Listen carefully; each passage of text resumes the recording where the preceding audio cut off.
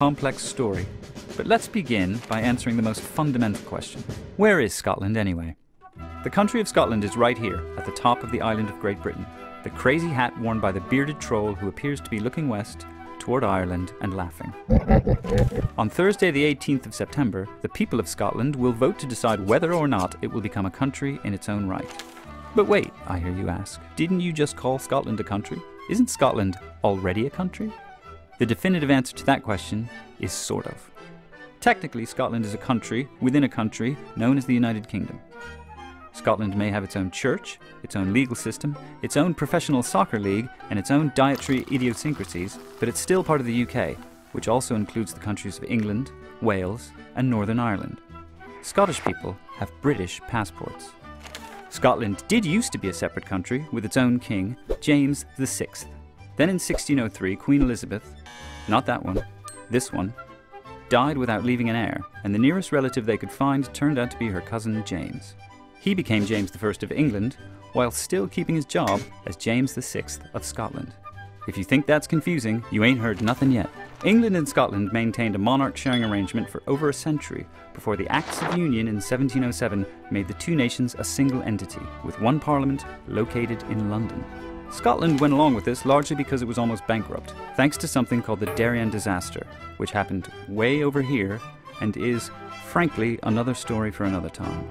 Let's have a stirring musical interlude before we skip ahead, way ahead. In the 1970s, speculation about devolution, the notion of returning a measure of power to a Scottish government, gave rise to what used to be known as the West Lothian question. For most people in the UK today, the real West Lothian question is, what is the West Lothian question?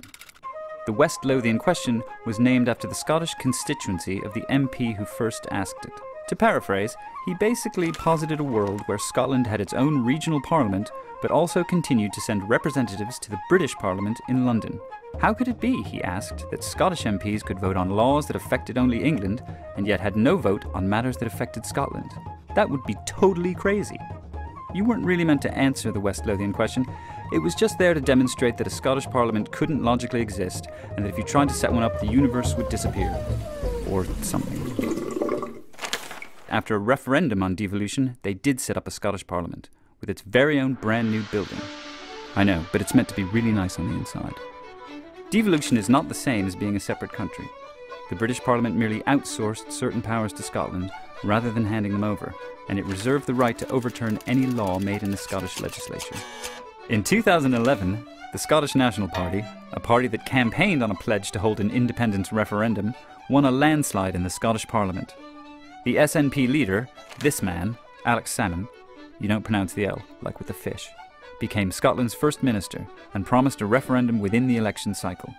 In 2012, British Prime Minister David Cameron finally agreed to a referendum, saying, "This United Kingdom can never hold a country within it without its consent."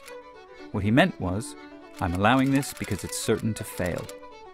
Polls consistently show that only a minority of Scots would vote for actual independence. A yes campaign was set up, and also a no campaign, which isn't called the no campaign because that would sound a bit negative. Instead, it's called Better Together, which is arguably worse. Those in the yes camp include Alex Salmond and the SNP, and also the Scottish Green Party, the Scottish Socialist Party, possibly Rupert Murdoch, Sir Sean Connery, and both of the Proclaimers. The no camp includes all three main political parties, Harry Potter author J.K. Rowling, Susan Boyle, and one of the Doctor Who's.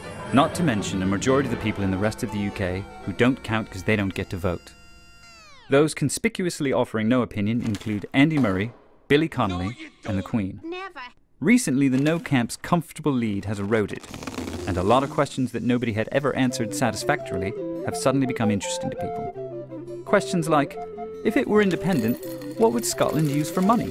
What about Scottish passports? Would Scotland be able to join the EU or NATO? And what will they call the rest of the UK if Scotland leaves? At the moment, they're literally calling it the rest of the UK, or RUK for short, which gives you an idea of how much thought has gone into the whole business. The real question is, will Scotland be better off as an independent country? And the real answer is, nobody knows, because it's the future.